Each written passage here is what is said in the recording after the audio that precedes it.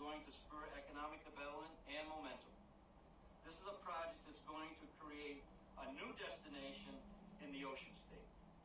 We will become the bucket list state. People will put the Rhode Island and the Ocean State on their list to visit here, to invest in here, to spend their dollars here, to create an economy that will go throughout the whole state, including Maryland bodies, the city of North Providence.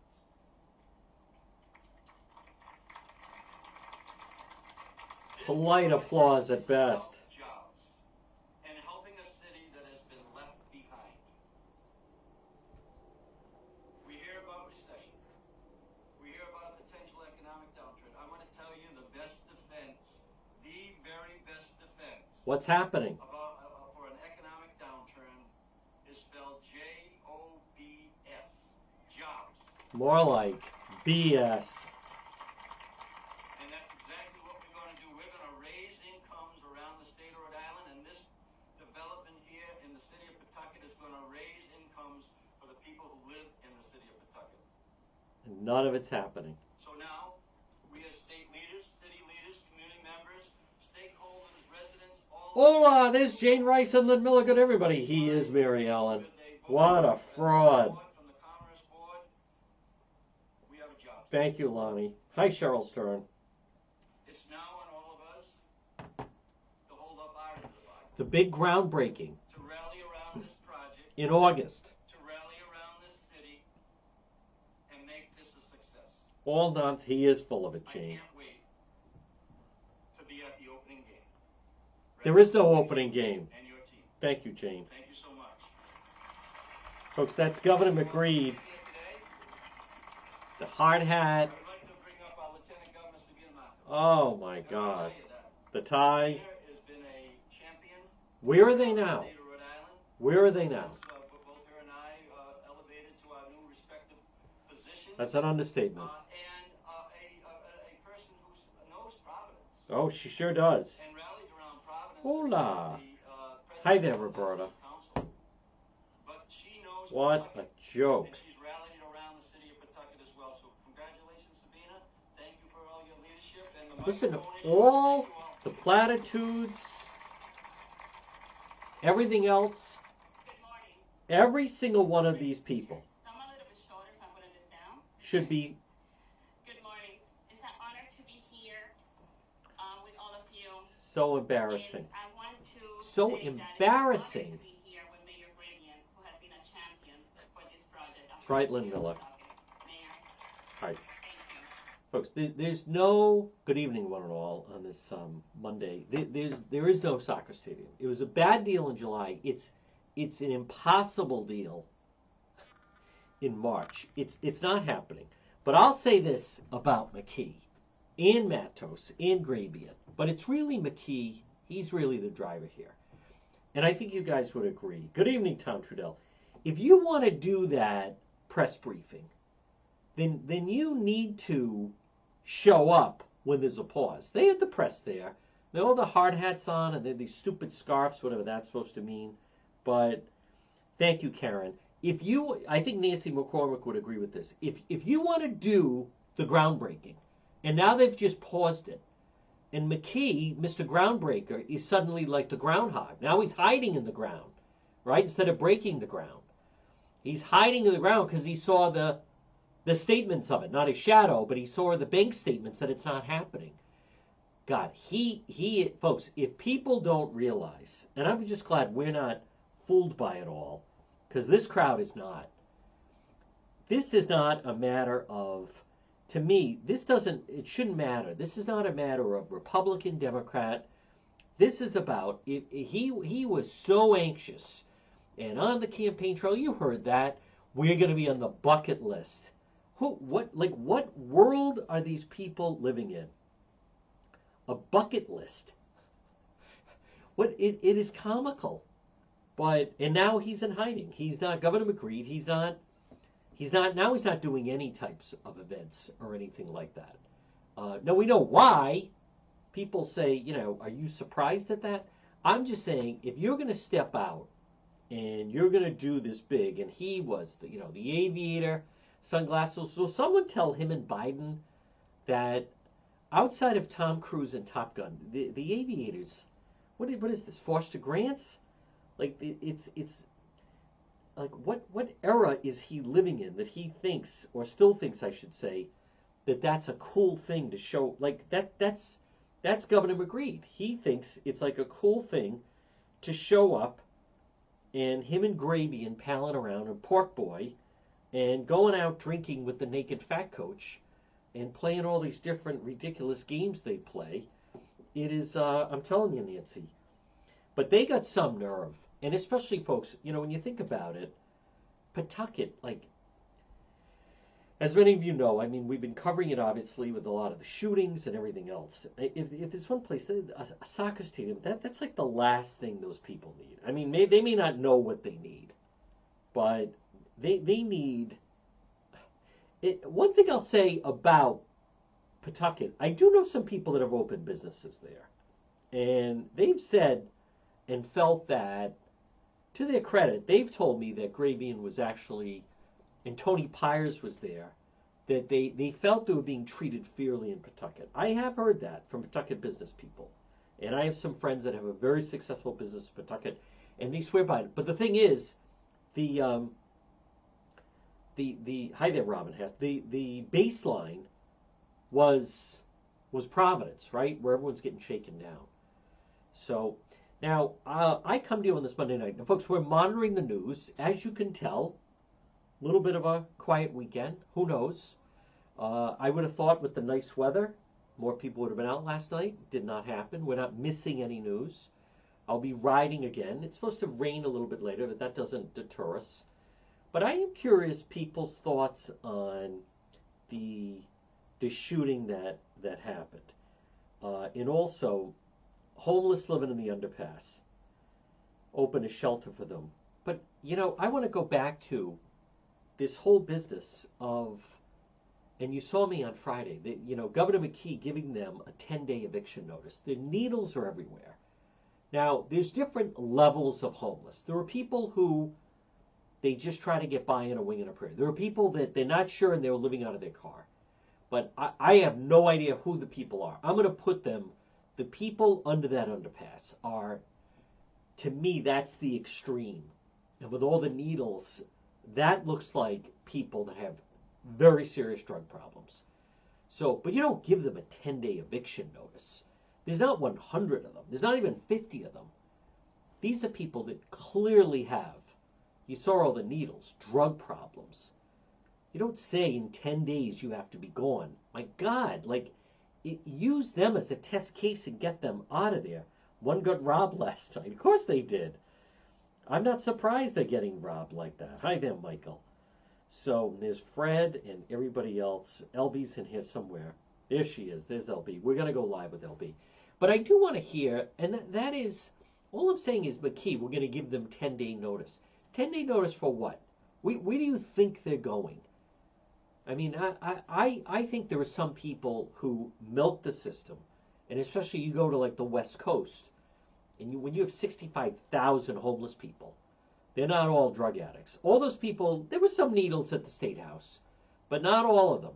Some of them, we met some bounce around in different places. There's reasons why people end up homeless: no job, bad credit, drug problem, alcohol problem, substance abuse problem, fights with family and friends, various, all different types of gamuts of reasons of how someone ends up in that situation. But those people definitely seem to be in dire straits. But I am curious about the shooting that happened. Now today, I posted, the state police said, so according to the state police, and I posted the statement, there was one individual. So there was one individual who was apparently calling these different police departments and was signaling, that there were shooters at the school and everything. And I don't know how the state police, for those that didn't read it, I will read their statement. They seem to think that they were kind of like in control of the situation, but it didn't sound that way compared to what I saw.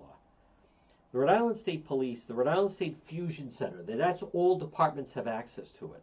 several reports from municipal police departments regarding hoax phone calls alleging a school shooting had occurred. This kind of hoax is called swatting, meant to generate a large-scale police response. Get it like a fly swatter.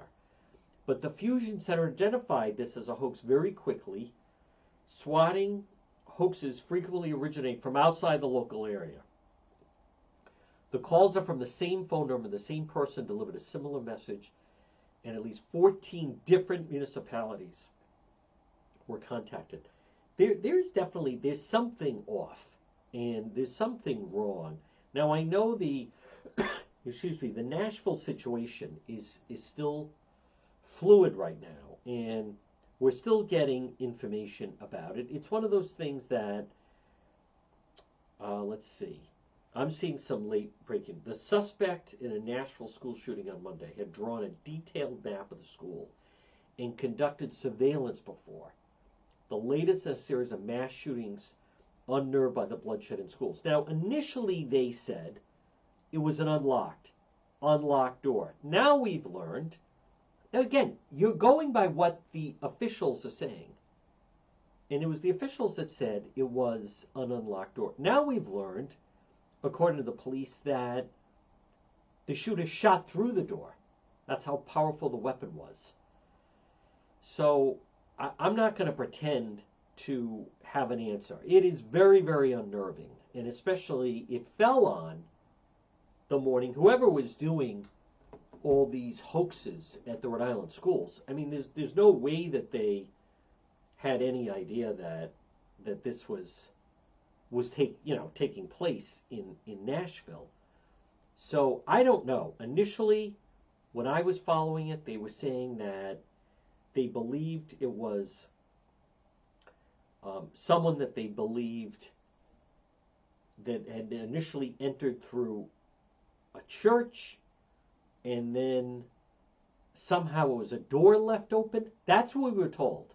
The police had a press conference late this afternoon saying they believe that not only the shooter, but whoever left the door unlocked should be held accountable. You know, Robin, now they're saying, though, and I don't know what to make of that, if somehow it was that now maybe they just, I don't know. I'm not sure what to make of this. It could be Kim Shea, an attack on Christianity. I'm going to listen. I don't have an answer on that. I don't know, Nancy. That's a tough one. Caller, the same voice. Yes. Good evening, Christy. So I'm not sure what to make of exactly with what happened with that. I know that Colby, take a break. We know that they are supposed to all have locked doors, Nancy. Now, the police late today, and I'll play it, they were saying that the shooter shot through the door. But the police in the situation in Uvalde, Texas, they were not completely honest with what exactly happened. And then you wonder, I'm just saying, I wonder, are the police actually covering for whoever left the door unlocked? Because now they feel bad. But all right, here's some sound of the latest. I don't think it's that long, but this is the latest that came down this afternoon. Today's press conference, we've identified the shooter as Audrey Hale, 28-year-old female that lived in the Nashville area. We have investigations ongoing now at the residence on Brightwood Avenue, and we have made contact with the father that lived at that residence and are putting together more information. Oh, wow. We've also determined there were maps drawn of the school in detail of surveillance, entry points, etc.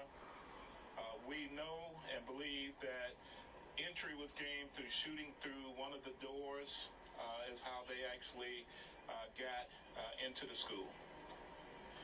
I want to take the time to at least say, and I won't say the victims' names, I'll let Don say that, but out of the 6 victims, 3 adults, 3 of those were children. 2 of them were age 9, One was 8, about to be 9. All the families have been contacted. The victims' families have been contacted as well. My thoughts and prayers. Thoughts and prayers. All right, I want to get to, though, they did mention shot right through the door. So I did hear that, and I have a quote of that. All right, here it is right here. We've also determined there were maps drawn of the school. We know in that. Detail of surveillance, entry points, etc. We know and believe that entry was gained through shooting through one of the doors, is how they actually. You know, I'm not sure. This is tough to,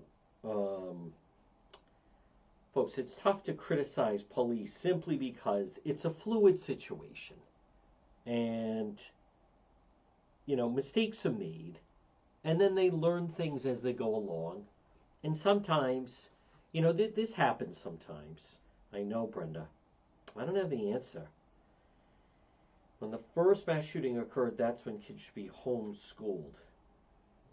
That's okay. That's your opinion. That's your opinion. Kids should be homeschooled.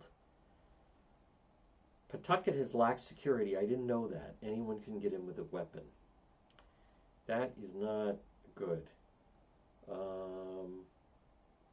There's David Saramartino. Team Juan is here. America needs armed security in schools like banks have. You don't see any more bank shootings and robberies. Well, actually, there are bank robberies. What changed? What changed? What changed? It is true. Well, there were 2 crimes. I know something about this. There were 2 crimes that were paralyzing the nation, and then they changed the law to address them. One was kidnappings. Kidnappings was a huge problem years ago. For ransom. They turned it into a federal crime. Robbing a bank is federal. So some of these crimes should be federal crimes. But I'm not going to pretend. Armed security. A lot of schools have armed security.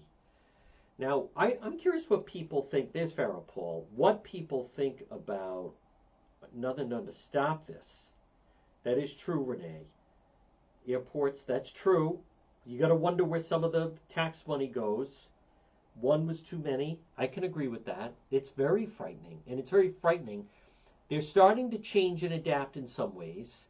They're also trying to teach them not to, as you saw when there was the attack in Michigan State, they were not saying run and hide. They were saying fight, throw things and fight. I know that there's some discussion in classrooms of teachers, there's Kenny Richards, of doing that.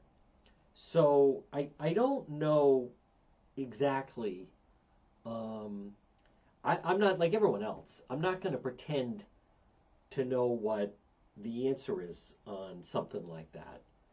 But something has to change. I don't know. Homeschooling, I'm not convinced that homeschooling is an option for everybody. And therefore, to just say everyone should be homeschooled. Hi there. Good evening, Lynn. I'm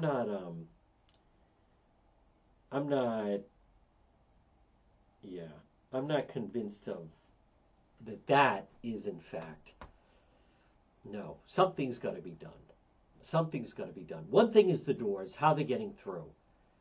Now, it's also, I don't know, hi there, Patty Carr. I don't know if everyone's been following. There's definitely something odd about the shooter. First of all, they're saying female, but it's at least alert staff. I totally agree, Beth. Yep, totally agree on that. It is, I believe there's some kind of, and it's out there if you want it, but there's definitely something about that the student was transgender and going through transgender, and again, it's early. so I don't want to go through one of these things within, hey, Sharon Clark, where you say things and you have to kind of walk them back a little bit. But you have this generation that there are people, and there are certain individuals that certainly call them out by it, that they're on such a mission in encouraging kids to transition, and they'll tell them you're going to be so much happier once you're a woman. What you are is you're an unhappy teenage boy. But when you take and go through the transition and, so the person, Audrey Hale, and then you see some of the photos, former student, new to school, biological female, identifies as he, him on LinkedIn, identified as transgender, detailed manifesto to attack the Christian Academy. Gee, where is that coming from? There's a lot of people. Just look at locally with the Tierra Mac and that whole crew that they, keep this mantra that if you're, how about, I was at the William Hall Library, when was that? When Nicole Solis, was that last? I think it was in the fall when they had the guest speaker. And that Reverend Donald Anderson, right? Donnie Anderson, excuse me. Got the long hair, and Donnie Anderson is now head of the Women's Progressive Caucus. Standing up there and screaming, it's totally normal for a man to want to be a woman, screaming like that. It's totally normal for a man to want to be a woman. Trans rights are human rights. Like everything's a scream. We're going to keep the fight because I'm a woman. I'm a woman who was a man. Oh my God, I'm the governor who lives with his mother. So you're upset that you are transgender, so your solution is to go in and kill 3 9-year-olds. Shooting through a door on the side of the building. They initially said it was unlocked. Now, also killed, school head Catherine Coots, 60, Cynthia Peak, 61, Mike Hill, custodian. Hale was killed, of course. Counted officers 4 minutes into the shooting. Hale was equipped 2 assault rifles, a handgun, detailed maps, and a manifesto of the attack. Hale was prepared to do more harm. They're looking into the identity as a trans person played a role in the deadly shooting. Now, there have been stories on this, and I have reported on this, and this is big. There are certain school districts that are huge on this, where they convince and their children, they convince them. You have someone who's 14 and they're unhappy and they're not having a happy high school experience. But in the public schools, when they get a hold of them, they start working the magic and they start, telling them, you're going to be so much happier once you make the transition. And one of the things that happens is after they go through the very painful transition or whatever it is that's done, they find that they're really unhappy. Like they thought they were unhappy as a boy, and they convinced him, you're going to be so much happier once you transition and become a girl. So we're going to put you on this and blah, blah, blah. And then, what do they find out? They go through the puberty blockers and go through the whole thing. And then instead, what do they have? Which is just now they would say, and this is Nicole Solis hosted someone that talked about it, which is then I'm sure there was a bullying situation. I'm sure there was. There's a lot of that goes on. There's bullying that's going on right now. But there's something odd. Now, here's the problem. When you have these people, the Catholic Church is the problem, and the cops are the problem, and you gotta fight back, and you need to stand up for trans rights, and no, you were a boy, but now you're a girl, and they need to use your right pronouns. Or you were a girl, and now you're a boy, or you were a boy, but now you're a girl, and they need to, hi there, Brenda, don't let them, there's Tommy Bryan, don't let them identify your gender. It is so militant about it that no one thinks of, gee, maybe at age 12 and 14, without the parents knowing, we shouldn't be having conversations that these kids, you'd be so much happier once you transition. Oh my God, you'd be so much happier. When I was, hi there, Rebecca Vacola. When I was at the William Hall Library for Nicole's event, and I think I have some of that. I know I do, but if I just meant I could find it.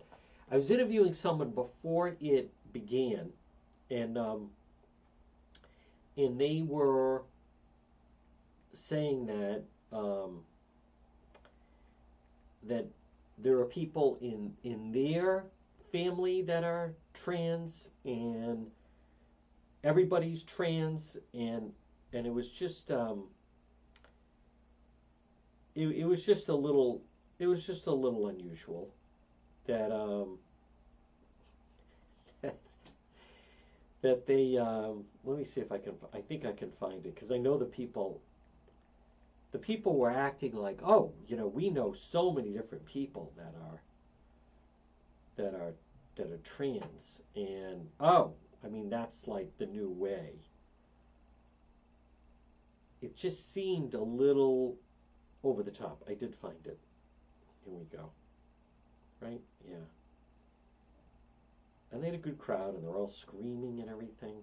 It just seemed so, like, listen, you're 14 or 15, and I'm sure it's really hard right now, but you're going to be older, and your life's not always going to be like this. So if it's hard right now, just give it some time and try to support them. But maybe now is not the time to go through and have body-altering medical procedures. And it's in those schools that they love to tell these kids, you're going to be so much happier once you go through. Are you kidding? You know why you're depressed? Because you were supposed to be a woman, but they made a mistake, and you were born, a boy. But you're going to be so much happier once you make the transition. So they agree and go through it, and I'm sure at first it seems like it's cool, and then they're like, no, actually, now I'm really unhappy.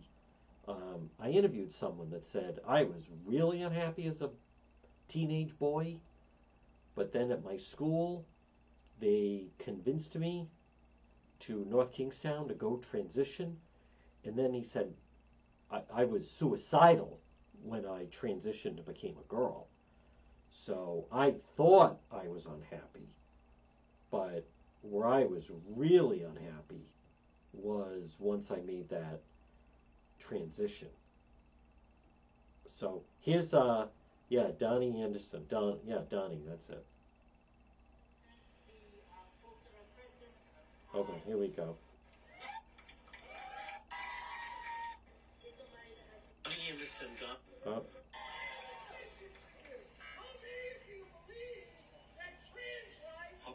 Folks, there's Tiara Mack. Yep, there was Tiara Mack.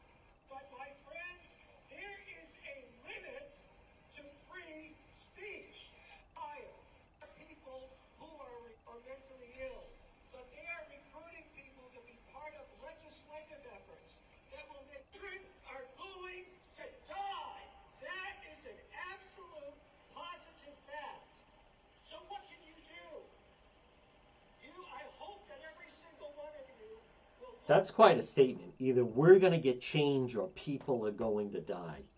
Well, today they did. And again, we don't know exactly. Hi there, Sarah Lynn. He is Jane Rice. But there's Joe Brady. To be doing that, yes, that's exactly right, Claudio. I agree.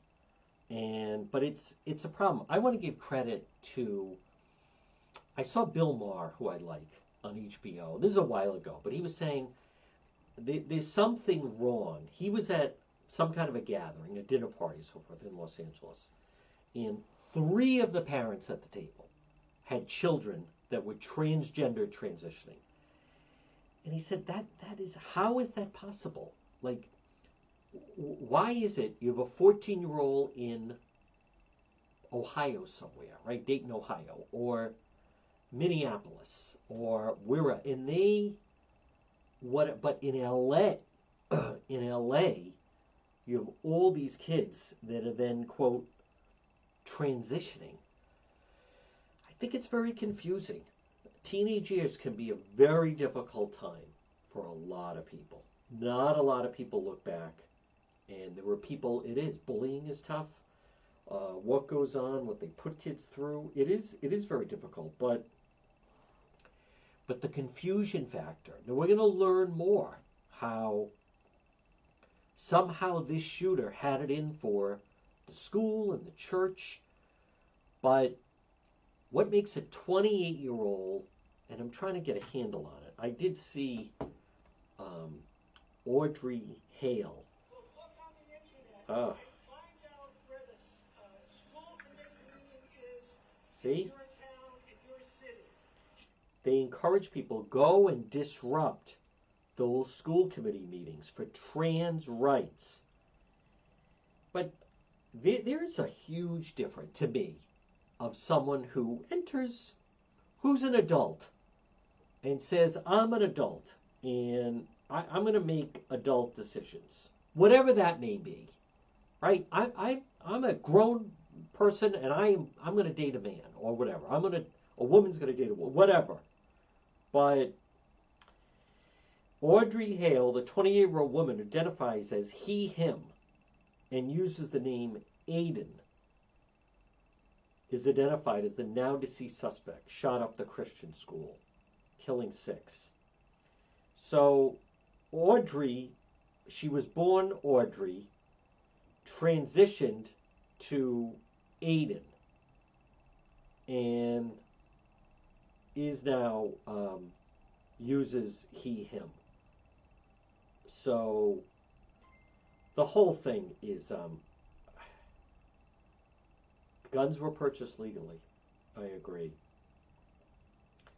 I'm not sure what can be done about it.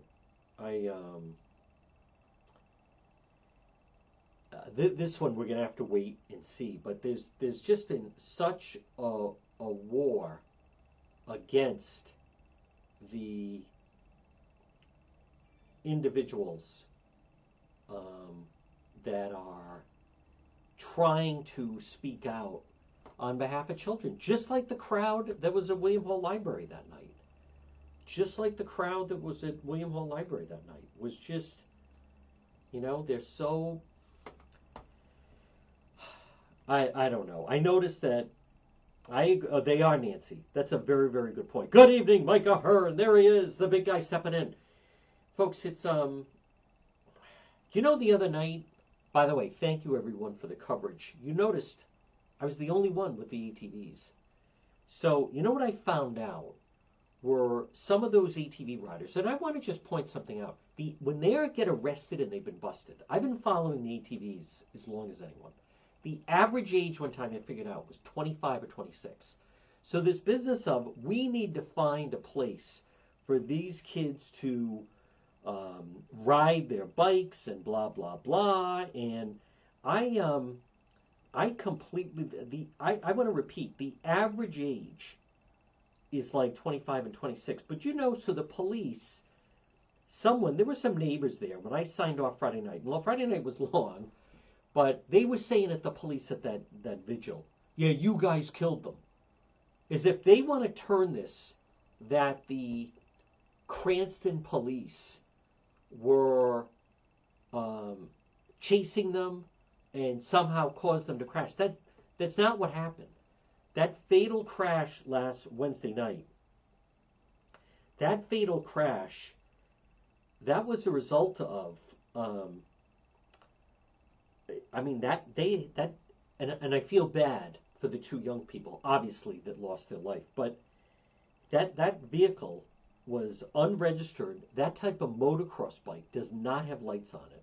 They did not have helmets, and they were weaving in and out of traffic. And I feel bad for that young mother who was going to go into that apartment to get her daughter, and that bike with the two of them went boom, ramming in and crashing into them. So that's who I feel bad for. But those punks on the scene trying to turn this into that somehow it was the police at fault, which is completely false. The bullying situations, son doesn't like go to school in 9th grade. Kids are picking on him every day. I got to see the principal, 2 officers at the school, talk to them. I feel for you, Rasheen. I feel that's terrible, and it's terrible for the family, and there are kids. Listen, we all have children, and there's nothing worse, especially when you hear they're being bullied. And I do hear from many of you, and it's a tough one. It is. Rasheen, without knowing your entire story, and I don't know what school. Private school, they don't allow kids in private school. There's less tolerance for nonsense like that at a private school, at a Catholic school. Now, someone could say, we can't afford it. It's that's right, Nancy. It's there are payment plans. Sometimes they have scholarships that are available. Sometimes there are alumni that step forward. I would at least explore it. Most of the bullying you hear about goes on. I love when Mike Ahern goes on in the public schools because they can't toss anybody out. And I do hear from parents, and I want you to know, folks, I'm very sympathetic. I'm compassionate about it. I feel terrible. But you have to have a paper trail. You can't deal by verbal. When you have a conversation with a principal, you have to follow up with an email. I would also get school committee people involved. A child should be allowed to go to school, and it is terrible the parents that don't step in and do something. And again, it's embarrassing for the child. It's horrible. Years ago, a friend of mine called me, and I felt terrible. His son, who was smart and was a good kid, and he was being bullied on the school bus. And it was a little punk, in the neighborhood, and he would hide behind some of the other kids. And, the frustration in his voice, and he didn't know what to do, and they didn't want to make a big deal of it because then the son was embarrassed. And what happens? Kids lose. They don't want to go to school. I don't know about that, Robin. I'll tell you why. I'm going to disagree with you. Private charter schools hide it better. I can't speak on charter schools. I can tell you that in a private school, they will throw someone out of school. It's very difficult to get a kid tossed from a public school. I don't know about charter schools. But now again, I went to Bishop Hendricken, and they would toss kids. They would. They would toss you if somebody got caught smoking pot. It didn't matter. They had zero tolerance for that. Drugs or alcohol was zero tolerance. There were kids tossed. Very difficult, not impossible, very difficult to do in the public school. So, you don't hear enough about it.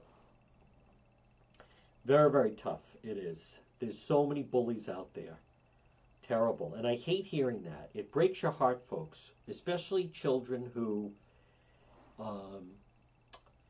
then, a lot of the teachers either look the other way, or you hate the thought of a child going through the school day and counting down, right? Like there's 1 hour to go and they have not been bullied. And it is. And I feel for one of the parents that we have on here. I hear from people. I do hear from people. And they also say it's bad with girls. There was a girl that was bullying one of our followers and bullying her son. And it was probably a girl who probably liked her son. She was older. I think she was like in 8th grade. He was in 6th or 7th, but she was a big girl. And he was afraid of her. And then the kids would tease, like, oh, what are you afraid of a girl? But what is he supposed to do? Hit her? He's not going to hit her. So, and the school would not. Folks, you also see these parents that go. You know, people were talking about the guy in East Providence that seemed like he was high as a kite, right? That something happened with the student, and he's there filming them in the office, and he went out and he got high, and like, it is very, very difficult. People are not right. A lot of teachers in Providence are frightened. I had an interesting message from someone the other day. A 4th grade, I can't even use the language. I'm not going to use the language. 4th grader, and was, saying obscene things. 4th grade boy, and called her something he probably didn't even know what it meant, but it was like so shocking to her because she just told him to line up. They were going to line up to go. And he called her, I'm not even going to get into what he called her. But, but look at the people out there. I mean, there's definitely, civility is off. Of course it's going to affect children. Folks, social media is also, it has an effect on children. It makes them depressed. They go to a school that's not well kept. They live in an area that doesn't promise a lot of opportunity. And then they look on Instagram and TikTok, and these people are living these fabulous lives, and they're young, and it is true, Robin. But you know what else is, he was bullied at the school. I hate hearing that, Nancy. I know years ago, pushed down 3 times, ripped as you. Parents did nothing, petrified to go back. I hate hearing that. It's the worst. I do know a couple instances. I know of a parent where her son was special needs, and the kids were bullying him on the bus so much he didn't want to take the bus. And this mother called the boy's mother and said, I need your son to stop bullying my son, because my son needs to take the bus, and he's making fun of him and making our life hell. And then the kid did stop. I'm not so sure that works on everyone. It's very, very difficult. I was going to say, I worked with a guy in Boston. Now, they lived in Wellesley, and the public schools in Wellesley are good. But there were these kids, there was some Metco students. And for whatever reason, these 2 Metco girls in the Metco program, if you know what that is, so they take the kids from the inner city and then they bust them out to the suburban schools. By the way, much like what Ashley Kalis wanted to do, that ill-fated idea of hers. So this guy, and lives in Wellesley, if you know it, it's a beautiful community, and his daughter's like in 6th grade, 7th grade at Wellesley Public School, which are considered some of the finest public schools in the country. And these 2 Metco girls were just vicious towards his daughter. He had to pull his daughter out of school in Wellesley and send her to the Catholic school. It's terrible. So, you don't hear anybody, you'd be good with that, Roberta. You don't hear anyone homeschool bullying in Warwick. I hate hearing that. Folks, here's the thing. We know it's a temporary thing. And so maybe homeschooling is the way to go.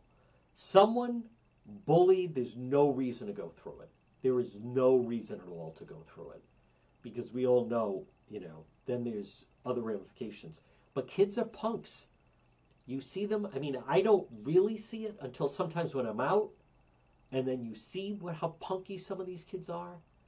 And I cannot. I would obviously, Juan would not have the proper temperament to deal with it in a school setting. So, folks, we're coming up on 8 o'clock.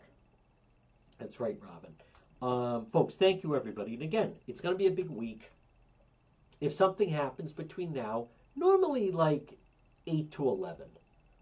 In the summer months, I'll go later. But sometimes we hit periods where there's a lot of news, and then sometimes it just gets quiet. So, but either way, we will be on scene. Back on the radio tomorrow at 11.